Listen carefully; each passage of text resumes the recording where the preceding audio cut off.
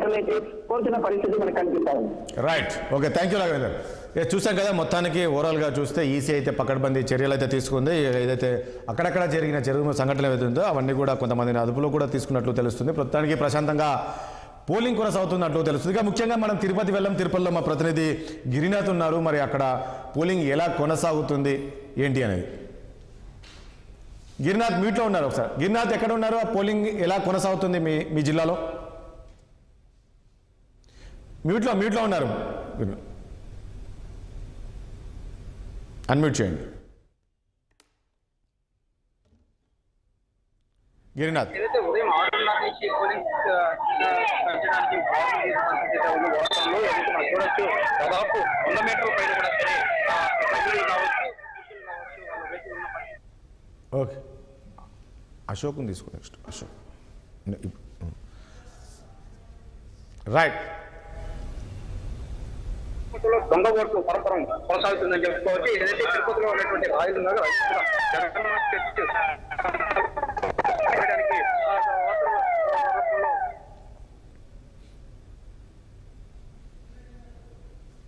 కూడా సరే అక్కడ ఏజెంట్ కూడా పెద్ద ఎత్తున కూడా సరే గొడవ చేసిన పరిస్థితి అయితే కూడా తిరుపతి నగరంలో గతంలో ఏదైతే దొంగ ఓట్లు వేసిన నేపథ్యంలో కూడా 100% వెబ్కాస్టింగ్ పెట్టి కూడా సరే నిర్వహిస్తున్నారు ఎన్నికలు. ఈ నేపథ్యంలోనే దాని పరంపరం కొనసాగిస్తూ కూడా సరే తిరుపతిలో దొంగ ఓట్లు వేయడానికి కూడా సరే అది ఏ పార్టీకి చెందిన వ్యక్తులను మాత్రం ఇప్పటివరకు సమాచారం లేని పరిస్థితి. అయితే దాదాపు ఓట్లు వేయడానికి వచ్చారంటూ కూడా సరే పెద్ద ఎత్తున కూడా సరే అక్కడ ఆరోపణలు అయితే వినిపిస్తున్న పరిస్థితి.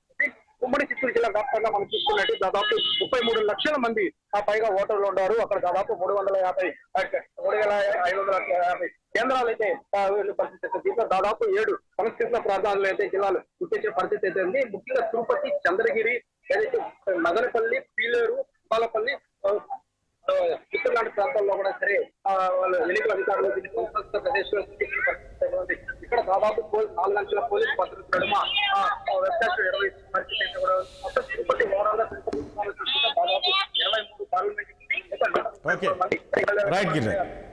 Right Girinath, okay, thank you Girinath.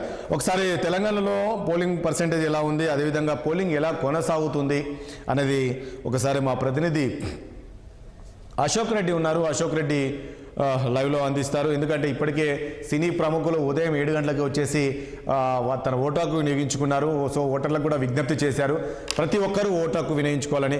ముఖ్యంగా ఈసారి తెలంగాణలో ఎందుకంటే 3 రోజుల పాటు హాలిడేస్ వచ్చాయి కాబట్టి చాలా వరకు వీళ్ళందరూ కూడా హాలిడే ట్రిప్ అని చెప్పేసి వెళ్ళారు హైదరాబాద్లో ఉన్న ఉద్యోగస్తులుగా అని చెప్పేసి తెలుస్తుంది. మరి నిజంగా పరిస్థితి ఉందా? ఓటర్లు మరి ఓటు హక్కు వినియోగించుకోవడానికి పోలింగ్ కేంద్రాల దగ్గరికి వస్తున్నారా లేదా అనే అంశానికి సంబంధించి మా ప్రతినిధి అశోక్ రెడ్డి మరింత సమాచారం అందిస్తారు. అశోక్. సో తెలంగాణలో ఎన్నికల ప్రక్రియ ఉదయం నుంచి కొనసాగుతుంది. 17 లోక్సభ స్థానాలకు గాను ఒక అసెంబ్లీకి ఎన్నిక జరుగుతోంది. ఉదయం నుంచి ఎన్నిక ప్రశాంతంగా జరుగుతోంది.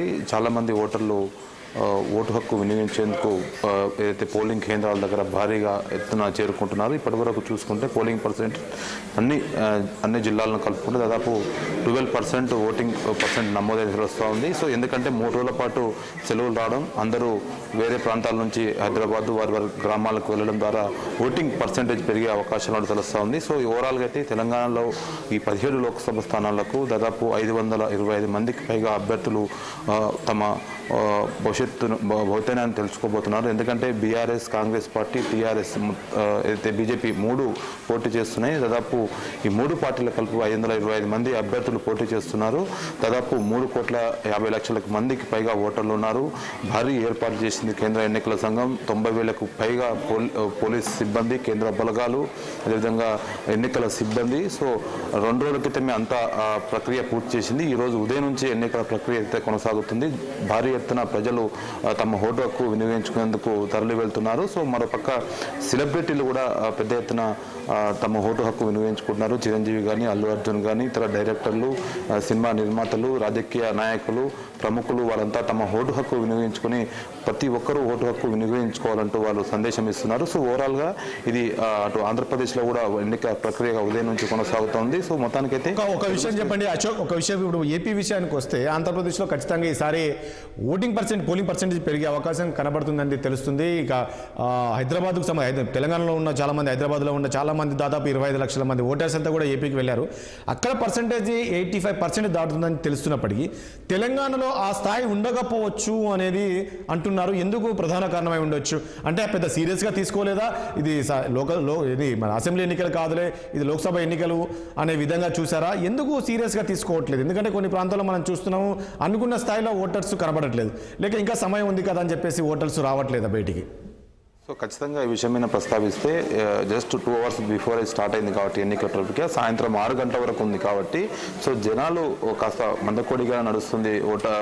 పోలింగ్ కేంద్రాల దగ్గరికి మెల్లమెల్లగా వెళ్తున్నారు. పర్సంటేజ్ అనుకున్నంత స్థాయి లేదు.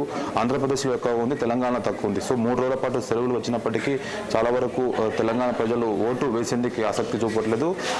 ఉదయం సాయంత్రం కూడా ఓటింగ్ పర్సంటేజ్ పెరిగే అవకాశం ఉన్నట్టు తెలుస్తోంది. ఎందుకంటే మధ్యాహ్నం ఎండలు ఎక్కువగా ఉండే అవకాశం ఉంది. ఖచ్చితంగా మధ్యాహ్నం కాస్త డల్ అయ్యే అవకాశం ఉంది. కానీ ఉదయం కూడా కాస్త మందకోడిగా నడుస్తుంది ఓటింగ్ పర్సెంటేజ్. దీన్ని బట్టి చూస్తే తెలంగాణ పబ్లిక్ ఓటు హక్కు వినియోగించుకునేందుకు కాస్త అనాసక్తిగా చూస్తున్నట్టు తెలుస్తోంది. ఎందుకంటే ఇప్పటికే అసెంబ్లీ ఎన్నికలు పూర్తి అయ్యాయి కాబట్టి ఇది లోక్సభ ఎన్నికలు నడుస్తుంది కాబట్టి సో కాస్త యువత కానీ తెలంగాణలో ఎక్కువ హైదరాబాద్ చుట్టుపక్కల ప్రాంతాల్లో ఉన్న జనాలు ఈ 3 రోజుల పాటు హాలిడే రావడం, వేరే టూర్లకు అంటే out of station tour plan చేసుకున్నట్టు తెలుస్తోంది. సో ఓవరాల్గా అయితే ఈసారి అసెంబ్లీతో పాటు చూస్తే లోక్సభ అశోక్ మనకు అందుతున్న బ్రేకింగ్ ప్రకారం తెలంగాణలో తొలి 2 రౌండ్లు 9.51% నమోదైనట్లు తెలుస్తూ ఉంది.